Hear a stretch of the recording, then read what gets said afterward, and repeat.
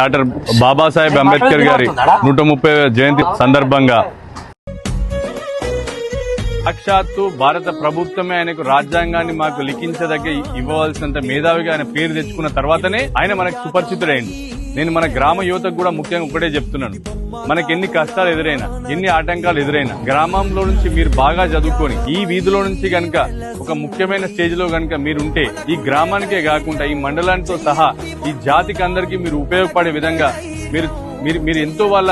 ఉపాధికి గాని వాళ్ళ అభివృద్ధికి గాని కృషి చేసే విధంగా ఎటువంటి అవకాశాలున్నా, ఎటువంటి మీకు ఆపన్న హస్తం తోడైనా సరే మీ రాజేశ్వరుడు అనే వ్యక్తి మీకు ఎల్లవేళ అందుబాటు వండుకుంటూ మీకు తప్పకుండా నాకు తోచిన విధంగా మీకు సహాయం చేస్తా అని చెప్పి మనస్ఫూర్తిగా మాటిస్తూ